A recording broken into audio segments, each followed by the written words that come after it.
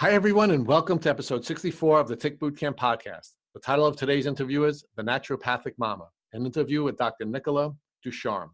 My name is Richard Johannesson. And I'm Matt Sabatello. Today's podcast guest is Dr. Nicola Ducharme. Dr. Nicola Ducharme is a licensed naturopath trained in the United States and Australia. She began her career by working with children with autism, and interestingly, she started noticing patterns in the mothers of the children that she was treating. They were constantly sick and exhibited the same symptoms as each other. When one of the mothers tested positive for Lyme disease, Dr. Ducharme theorized that the other mothers may have had it and well could have passed it on to their children in utero. This pattern caused Dr. Ducharme to analyze a potential connection between autism and Lyme, which became a trigger to pivot the focus of her practice to treating Lyme disease. She has become internationally recognized as a Lyme disease expert. She is the author of several books on Lyme disease and has developed 2 online training programs, LymeEd for patients and LymeEd for practitioners. Dr. Ducharme travels the world to share her knowledge of Lyme and to help her patients. Hello, Dr. Nicola. How are you? I am very well, thank you. How are you? Good. Thank you for joining the program. Yeah, you're welcome. It's exciting to be here. So can you share with us your background and how you ultimately came to the U.S.? Yeah, absolutely. So I was born in England, but moved to Australia when I was 6. So I mostly grew up in Australia. Very healthy, happy upbringing, but I was always just obsessed with the United States. I was fascinated. So I wanted to do student exchanges when I was in high school. I watched all the American movies. I watched The Outsiders like 20 different times and just always saw myself being in the US somehow. But Australia's a long way away, so it sort of seemed like a bit of a dream. And then ultimately, I did what all young Aussies do and just sort of sell up everything and quit your job and move out of your apartment and grab a backpack. And I landed myself at 8 o'clock on a Sunday morning in San Francisco with a year up my sleeve and $25,000 tucked in the bottom of my backpack. And I backpacked around the States for 3 months. And it was super fun and met a whole lot of really interesting people. And then when I got to New York, I met my second cousins for the first time. And so I stayed with them in New York and I saw New York through their life. You know, I wasn't a tourist. I was like in their family and it just was the best. I thought New York was the best thing since sliced bread. So I was determined to spend more time there. And I ended up, after going home to Australia, coming back and nannying for them. But that wasn't sustainable legally with visas and stuff. So I came back to Australia and found an internship program that puts young Aussies and young Brits in New York for a year, provides the visa, housing, job placement, health insurance, all of that. So I thought that is just my cup of tea. But I'd qualified in Australia as a naturopath and I thought, well, most of the jobs were like American Express, British Airways. I thought, oh gosh, well, I'm taking a year out, but I've got to get this New York thing out of my system and then I can go back to Australia and settle down and work as a naturopath. Well, what ended up happening by some divine intervention is I got the only medical placement on the program. So I was acting as an assistant to a researcher at Columbia University College of Physicians and Surgeons. And so that was really pivotal for me because even though I didn't want to be a researcher or really an MD, that was never on my radar, just being around those brilliant people and just sort of, it just leveled me up, in what I thought was possible for me. And then a family friend suggested that I went off to Bastyr University to do naturopathic medicine, which she was a nurse. I half think she was sort of living vicariously through me because by the time it was on her radar, she had grown children. And, my first reaction was, oh gosh, no way, that's too much, too big, 4 years, gosh, how would that happen? And then of course, second thing there I was flying off to Seattle to get my doctorate and spent 4 years there. And I thought, well, look, if I want to practice as a naturopath, I have to get the American equivalent, the highest level here. And plus I wanted to be in America. So I thought, gosh, that's 4 years on a student visa. No doubt I'll be married by the end of that and I'll live happily ever after in America. So how did the marriage plans work out? Well, not so well then. I am now successfully married many years later, but I did get in with a practice that was willing to sponsor my work visa and that was great. And that was a really, really good practice, a good starting point for my career anyway. Great people, they trained me up really well. And so yes, now I'm happily married with my little daughter, but this is like 25 years later. Let's walk back to your initial practice that you had worked at. What type of training did you get there and what kind of experience did you develop? Yeah, well, it was really interesting because I got in with biohealth centers, and they are mostly known now for their functional medicine lab, biohealth diagnostics. At the time, they had a clinic just north of San Diego, and they had me starting to see patients there, and I was going to focus on like female hormones and adrenals and things like that. Kurt Wooler was the medical director, and he was really focused on autism.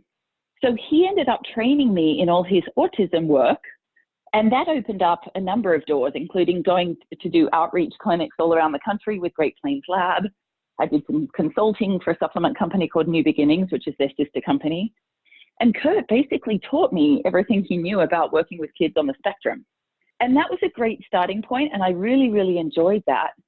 But what ended up happening, and this is like the pivotal point to the Lyme work, is I started having appointments with some of the mums of these kids. They were coming to me and they were saying, oh, everything hurts, I'm tired all the time, and I get headaches and I don't know what to do. And I thought it was just because I was a mom coping with a special needs child. And so because I was into the functional medicine world by that point, I said, well, let's run some tests and sort of see what we can find, you know, adrenal, thyroid, heavy metals, Lyme, Epstein-Barr, like all these different variables. And that's when the Lyme piece started, because it kept coming up over and over again.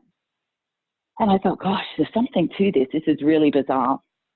And I talked it over with Dr. Wooler, and he said to me, actually, and I was fairly new in practice and still trying to build. And I remember the day Dr. Wooler said to me, Nicola, Lyme is a huge thing. If you want a busy practice, you treat Lyme.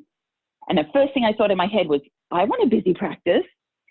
And so it just naturally progressed from there.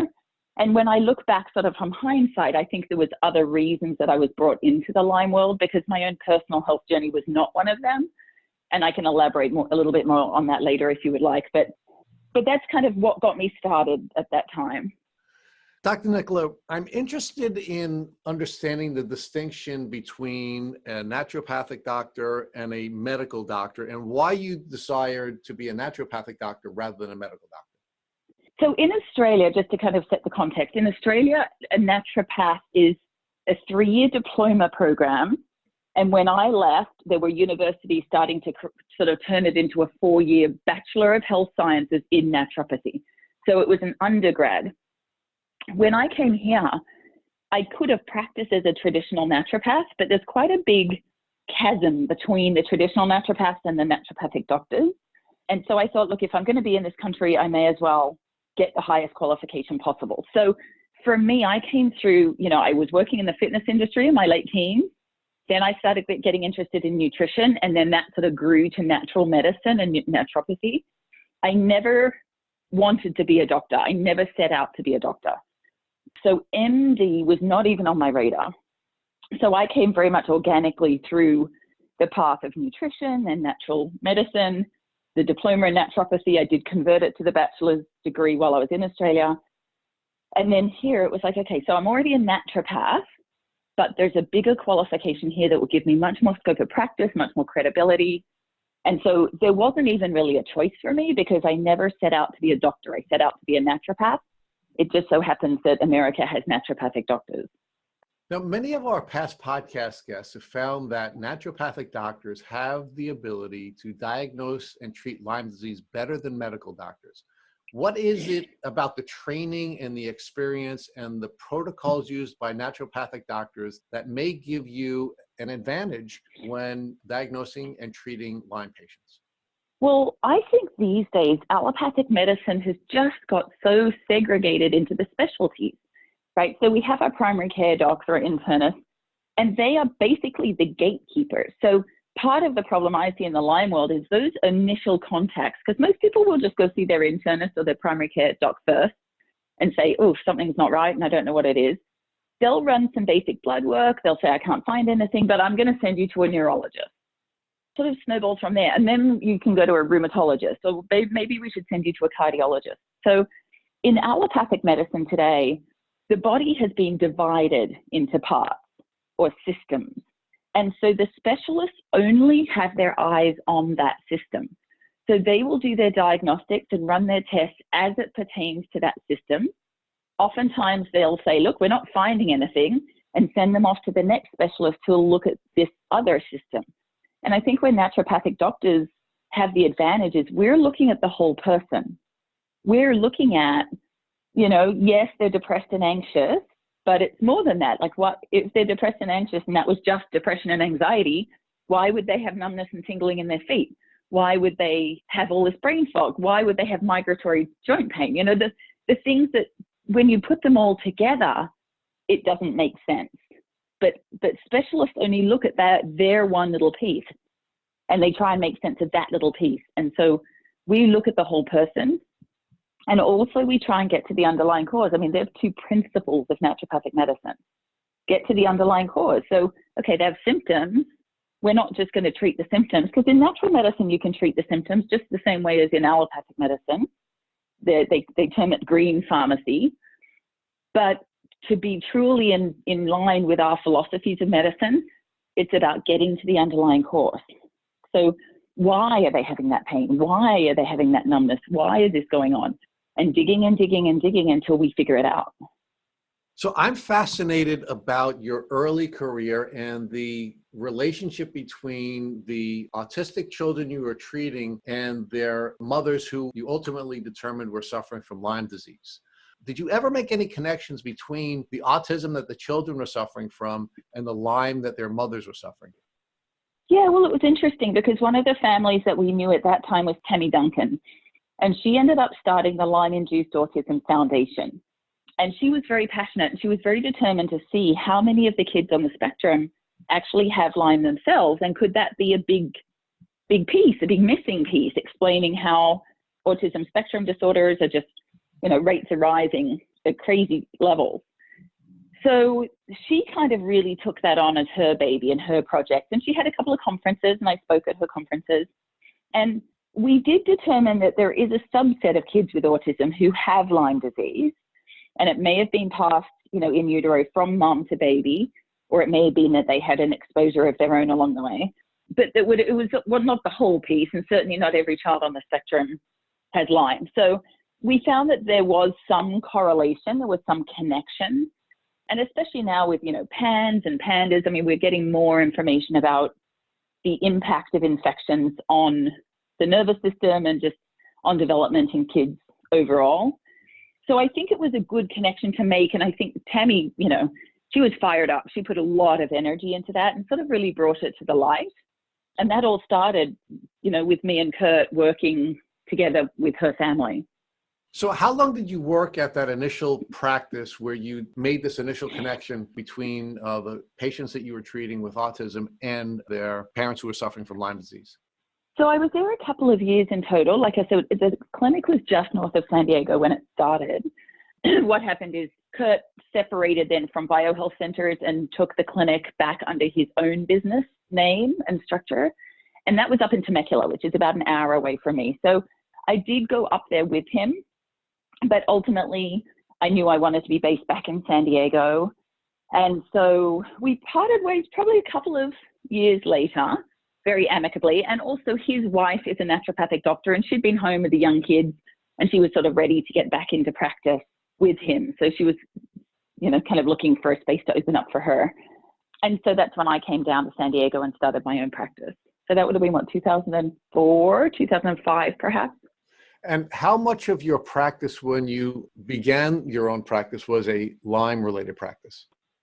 I would say probably at that point, 40% Lyme, 40% autism, and 20% miscellaneous. Has the percentage of the Lyme cases that you're now treating a larger percentage of your practice? Oh, yeah. I mean, now it's sort of 98%. If anyone came in to see me for anything else, I'd be a bit shocked. What do you believe your practice went from a 40% Lyme practice back in the early 2000s to a practice now which is 98% Lyme? I think part of it is lack of providers. Like, there's not many of us in Southern California that know Lyme. And there are a ton of people. Now, I'm in San Diego, so there are ticks in California. There are ticks in San Diego that carry Borrelia, less so than other parts of the state and less so than other parts of the country. But so I have treated some acute cases here, or some sort of semi-acute cases of people who might have got bitten up in Northern California on vacation or something. But, a large group I work with is people who may have moved from somewhere else, had a tick bite somewhere else. I mean, I definitely work with more the chronic cases. And I just think, I remember thinking this, there were so many docs coming out, like back in the DAN organization, treating autism. And I really remember thinking, like, the kids are okay. They've got enough people working with them. But the Lyme, I saw that there was a real need. And, there's still only 4 or 5 of us docs in San Diego that treat Lyme, or that are known for treating Lyme. And so I thought, the autism guys, that's a growing field. There's more and more practitioners that know what they're doing there. And so I think it really was just that sort of lack of availability. There's, so few practitioners in Southern California in general, and certainly in San Diego. And why do you believe there are so few practitioners in San Diego and in Southern California in general? I think probably because no one thought there was any Lyme there. I mean, certainly when people go to their primary care docs today, they're still told that there's no Lyme in California. So I think it just wasn't on people's radars that there was a need for it here. Do you believe that there has been some change in the last 20 years that has caused the amount of Lyme disease to change in Southern California? Yeah, I mean, certainly I've seen many more cases of people infected in Central California and Northern California. I certainly have a patient who was bitten 10 minutes from my office, and we're pretty close to downtown, and had the classic bullseye and classic acute presentation. So, yeah, I mean, I think it's here, but I think also people just move to San Diego because it's San Diego, they want the climate. And so there are just a larger number of people moving from other places too. But I definitely see in the last 20 years an increase in the prevalence of Lyme, but also an increase in the recognition of Lyme. And I think part of that has to do with social media, people connecting and getting into Lyme forums and Lyme groups and comparing notes and seeing their situations and what other people are talking about. I think that's when they get so, like disgruntled with the care they're getting through their traditional medical route, they take it online, and they research, they take it into their own hands and say, look, I'm not willing to live like this.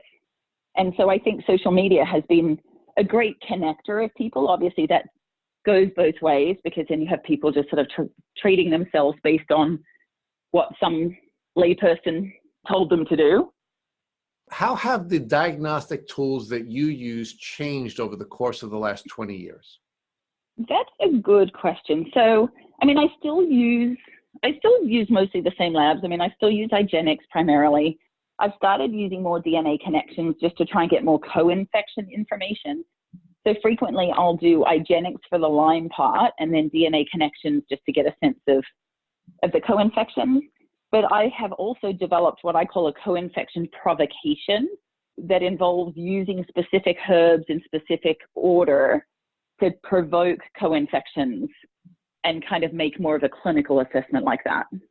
I've always been there's 2 things that I'm really into that I don't see every doc being into. One is treating the 3 forms of the Borrelia. So I never do just one single antibiotic for Lyme, because I know that then the risk is pushing it into dormancy, into cyst form, and that's not going to be a good long-term solution. So I tend to be a little bit more on the aggressive side, I suppose, but I just want to make sure I'm treating thoroughly. And then with co-infections, I very much base things, yes, off labs, but a lot from clinical presentation, a lot from that co-infection provocation and what they report back to me after that. Because if they tell me like, yeah, I did the herb that, the Lyme one, nothing much happened, but gosh, I did the Babesia one and I was having night sweats every night. I was short of breath. I was having chills. I mean, they're good clues to me that, Babesia is playing a big role for them. And so I use a lot of that information. But yeah, I feel like I've got pretty good over time at just kind of pinpointing co-infections. But I think the 2 big pitfalls in treatment are not addressing co-infections adequately and not addressing the 3 different forms of the Borrelia bacteria. So if people have been at other providers and those kinds of things have happened, then, I think there's limitation in their recovery. What role do the blood tests, both from DNA connections and IGeneX, play in your diagnostic toolbox? The basic Lyme panel through IGeneX, and now I try and expand it to include the tick-borne relapsing fever if the patient has the funds for it. I mean, if I had it all my way, I'd do the whole IGeneX panel, co-infections and all, and the DNA connections. What would that cost your patients if you were to do all of what you would like to do by way of diagnostic testing? Yeah, probably like $2,000, $2,200. And some people are like, you know what, at this point, I need answers. I need information. My health is more important. Just do whatever you need to do. But what I'm tending to do is doing the Western blots through IGeneX and then doing the DNA connections, which is a little bit more cost effective. I'm not at the point yet where I trust DNA connections 100% for everything. And it depends where they are in treatment. If they're just coming to me brand new, then of course I'm going to want an IGeneX Western blot. But if they've had treatment and they've got a couple of niggly symptoms and they're trying to differentiate, is this mold? Is it heavy metals? My adrenal shot? Is it still active Lyme? Then the DNA connections is useful because it shows active infection. It's not going to be like the IgG Western blot, where an IgG, if it's positive, you think, well, is that just a memory cell? Is it just kind of recognizing Lyme, but it's not an active infection? Or does that mean that the infection is still active? So some of those antibody tests can be really ambiguous. But I still do the testing. I would never go into treatment with a patient without evidence of Lyme, especially doing antibiotic treatment, because that's just bad medicine. You just want to know that you're barking up the right tree. As your practice began to develop, I noticed that you also began to engage in other forms of outreach. I understand that you've prepared papers at a number of different events. You have written several books, and you also have a program that you sell online. Could you share with our listeners why you began to step outside of the traditional role of a clinician and you began to do the other work that you're doing?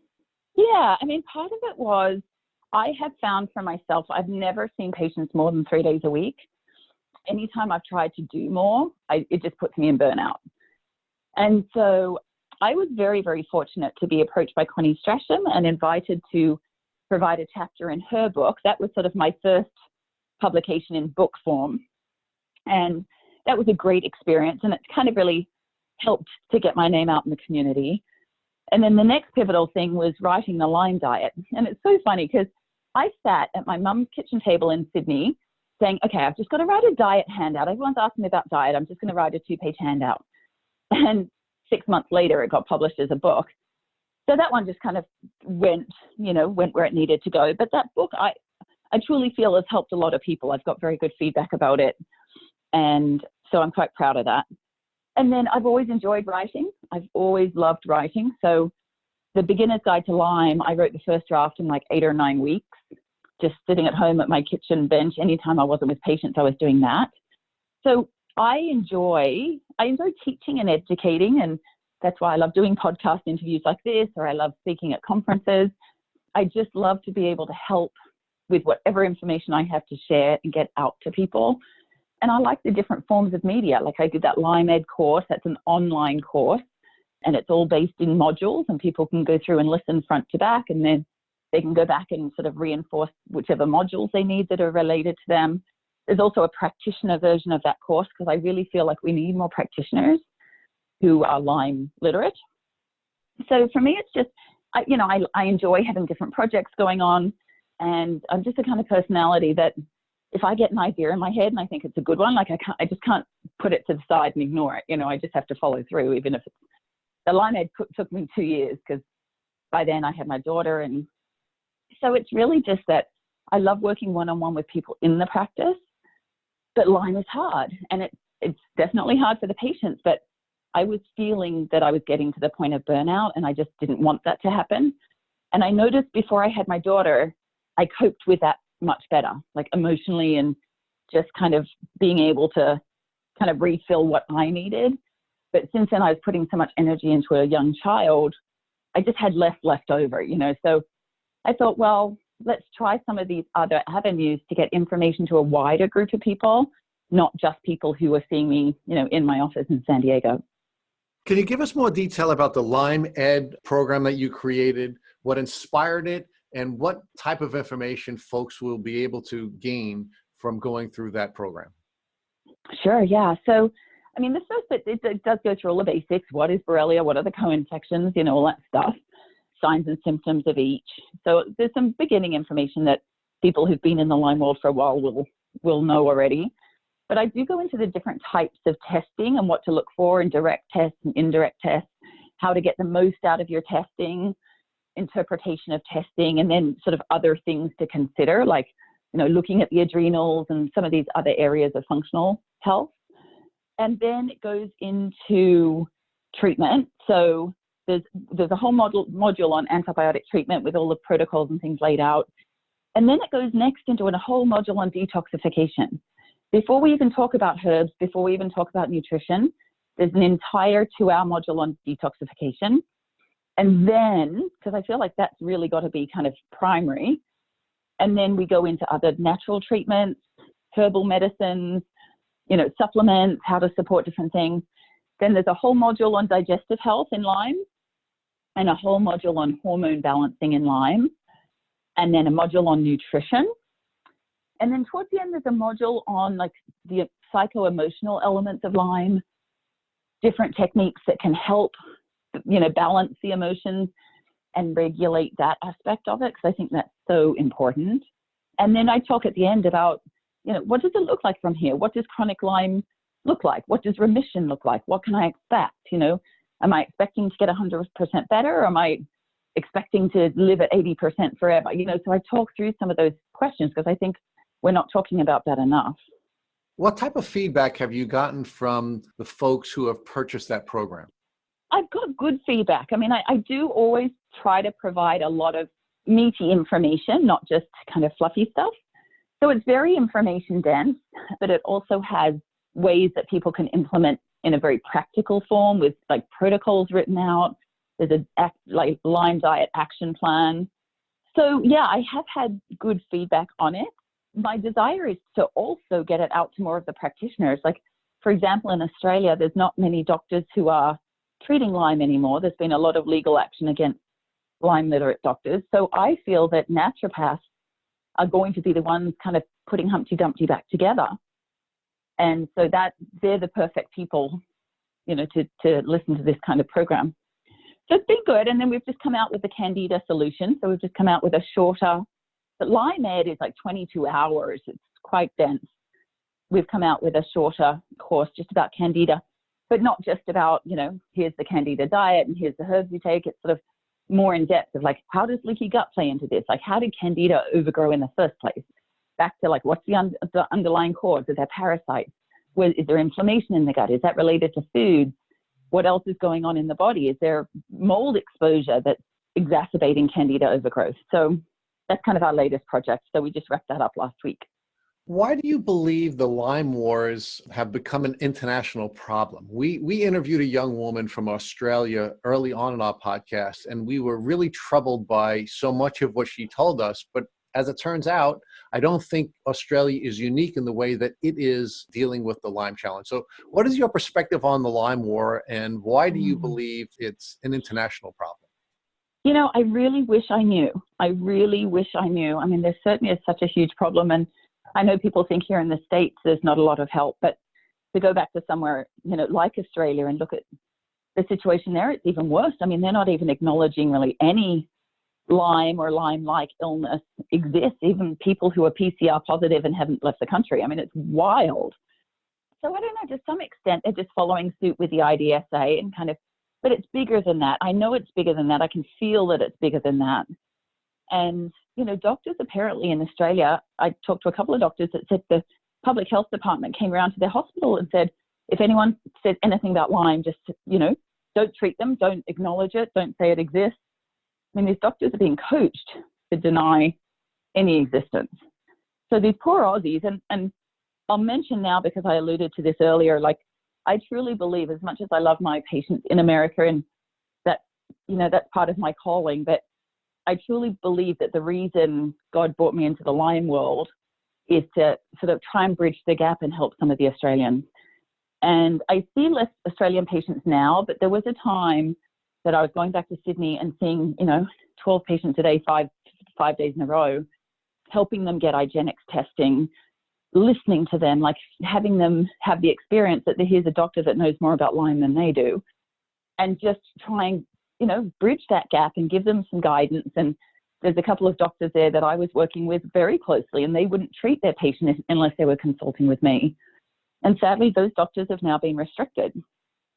So there's still a couple of, big centres in Australia. I can think of 2 centres in Australia that I know that are still treating Lyme and getting away with it. But most of the doctors that I started working with 15 years ago are restricted now.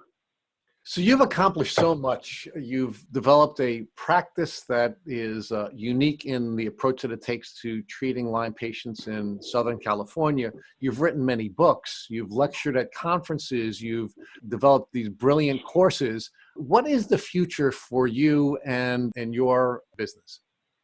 That is an excellent question. I've been really spending a lot of time thinking on that. I mean, I really enjoy doing the things like the courses.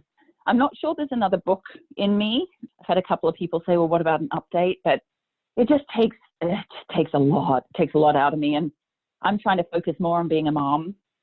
My little girl turned 6 yesterday. So, they're precious years. And yeah, thank you. She's so cute. So we're busy planning birthday parties and whatever. But, she's my priority at this point. Like, I just want to have as much time to spend with her. It all goes by so quickly, I just don't want to miss it. So in terms of, I'm proud of the course, I'm proud of the books I've written. I would love to do more, more stuff that I could do through the internet, because I do have family abroad. And, as my little girl grows up, I try to get her around her cousins in Australia as much as possible. And so, I have no plans whatsoever to stop private practice. I am bringing in another naturopath. So I do try to always have a second naturopath on hand, and I train them up and I mentor them and I work with them. It's challenging though, because, chronic illness, like all this Lyme and mold and SIRS, and it's challenging for practitioners. And so, to be very, very honest, I've had a hard time finding the right person who's willing to step into that. Or, sometimes it's like, oh my gosh, this is too hard. I didn't realize. So yeah, just trying to kind of build up the clinic, offer more therapies, NAD by IV and peptide therapy and some of these novel things, because I do love having the clinic and I do love going there and seeing my patients. But I also would love to be able to, go work in Australia for a month and be with my family too. What do you think the future is for Lyme disease? Well, I know that there's been, and I can never remember which way round it goes, like the Pentagon's ordered an investigation or vice versa, but this investigation into whether Lyme was weaponized, I'm going to be following very, very closely, because there's been a lot of, I guess I'll call it conspiracy theory or whatever along the way, different theories about that. I think there's a reason why Lyme has just exploded since the mid-70s. I mean, clearly Lyme existed before that, but something happened. And I would love to get to the bottom of that, because if there is something that's being hidden, then that would help us to realize or understand the suppression of Lyme by the sort of government-led medical establishment. I don't usually talk about this stuff because I'm really not very conspiracy theorist, but when I read that was actually coming, that investigation was ordered by a government agency, I thought, oh, okay, now I'm going to take this a little bit more seriously. Well, I did read Chris Newby's book, and I have to tell you, that book blew me away. We actually put up an Instagram post on weaponized ticks, and it was responded to by hundreds of people who were blown away by Chris Newby's book. And the U.S. Congress has instituted an investigation into the Pentagon's practices with regard to ticks.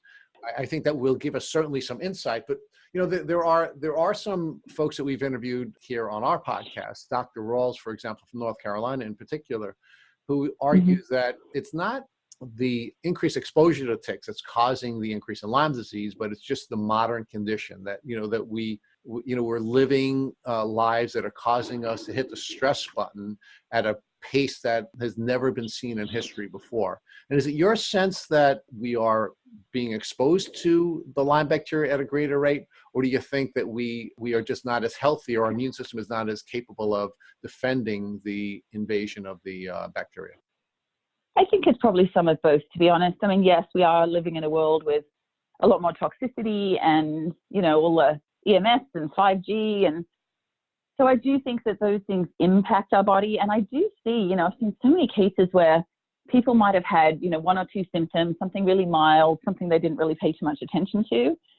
And then some crisis happened in their life. You know, it could be a surgery, it could be a car accident, could be a divorce, death of a loved one, some major stressor. And then Lyme just came raging out after that. And so I do think there are many cases where people are infected with the Lyme bacteria and it just sits dormant, the immune system copes with it. But then if something happens to tank their immune strength, then that gives Lyme the opportunity to come out in full force. And I've seen that time and time again. If I were to ask you whether you're encouraged or discouraged by the future of Lyme diagnostic tools and Lyme treatment, how would you define your feelings? I would say in this country, I'm somewhat encouraged. I mean, I feel like, you know, if you look at ILADs, when I first started going to ILAD conferences, 15 years ago, it was a couple of hundred doctors in a room. And now ILAD books out. Like you can't, a couple of thousand doctors. If you don't register in time, it fills up. So I do think that there's a growing number of practitioners who are aware of Lyme and who are willing to treat Lyme. I'm not so encouraged on the government front. I don't see a lot of shift there. The IDSA is still who they are. And discrediting natural therapy. Somebody forwarded me an article that I'm cited in on several occasions that was sort of put out by that group that basically just went through alternative therapies and discredited them for no apparent reason. So government-wise, I'm not that encouraged, but I think just in terms of the base of practitioners, I think in terms of public education and public awareness, I think those things are improving. I do think there are labs trying to work on better testing, which is really important. But, the better testing only works if the patient gets to it. If their primary care doc still has rubbish testing, then they just may not get to that next step. And so I think we do have to work at that level too. So I'm now going to ask you to put your mom hat back on, and I would like you to share with our listeners how you are parenting your child so that she can avoid tick diseases. Yes. Well, so, we take all the standard precautions, and I can tell you a mum fail in this area too. I'm not so conscious day by day here in San Diego. I certainly don't let her run around the park bare feet or anything. But like when we went to New York a few weeks ago and we were going into Central Park and she's like, let's go on the grass here. And I'm like, no, let's stay on the path. We're not going over there to sit. And, but I will tell you a story. Last spring break, we're up in Morro Bay, which is Central California. It's a sleepy coastal town. And we were with friends and I was aware of it. And I had my tick guard spray. And if we would go for a walk, we'd stay on the clear path. I'd spray everybody before we went, but we were at this park downtown and the kids were playing, and my daughter Valentina had just come over to me to get her hair tied in a ponytail, and then she ran off to play, and like 3 minutes later I looked up and I saw this big black thing on her neck, and I said, Valentina, come back here. And it was a tick, and I did the worst thing that I could have done. I panicked, I pulled it off, and I threw it. Oh, right. Yeah. That's because I was so not expecting that, and I so wasn't prepared for what to do in that moment. In hindsight, of course, I should have had tweezers to really make sure I was pulling it off correctly. I should have put it in a Ziploc baggie. I should have sent it in for testing. And I wasn't going to tell her, but the friends we were with yelled out, oh, Valentina's got a tick. And Valentina lost it. I mean, she was 5, and she's like, I'm going to get Lyme disease. I'm going to be sick like mommy's patients. She was just hysterical. And, but it had only been on for like not even 2 minutes, 3 at the most. I watched her like a hawk. There was no rash, no symptoms, and, nothing's come of it. I did not treat her with antibiotics. She's never had an antibiotic in her life, but with no evidence of a problem, I just wasn't going to do that. Had I been in an area where I could have got to some better herbs, I probably would have done something more natural. But anyway, I think I dodged a bullet on that one, but that was what not to do. I can give you an example of what not to do as a mom. Tell me why you reacted the way you did and why you pulled the tick off and threw it away. It was just a reflex. It was just simply a reflex.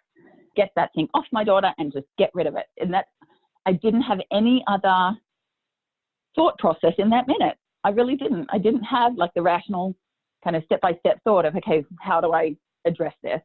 I just slightly panicked. Well, because the fear triggers or the fear circuits in your brain took control over your actions, correct? Yeah, I think that's fair to say. So how would you do it differently if, God forbid, your daughter were to be bitten by a tick again? I would, if I was going to a place like that, I would take those, handy dandy little tweezers that have the bend in them so that they really pull the tick off, the best possible way. And I would carry a couple of little Ziploc baggies and I would save the tick and I would send it in for testing. You don't travel with tweezers or a tick kit of any type? I do now, but at that time, no, I did not.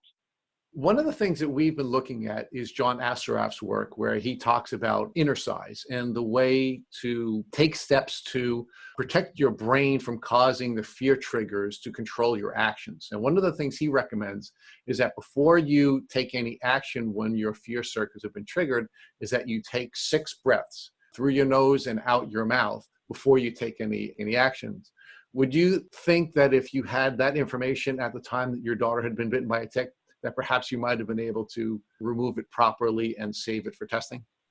Yeah, I think in the moment, if I had practiced that and therefore it had become part of my toolkit of my responses, yes. I think that the decisions would have had to go further back than that. The decisions would have to be, okay, let's be proactive about carrying the right things all the time, not just because we were just in town buying shells at the shell shop and then the kids just wanted to go play at the playground for 5 minutes. So that the decisions would have had to be further back than that. But in the moment, I think those kinds of things could be helpful, but they have to be practiced, in my opinion, because if you don't practice them, it's harder to draw on them in an acute situation.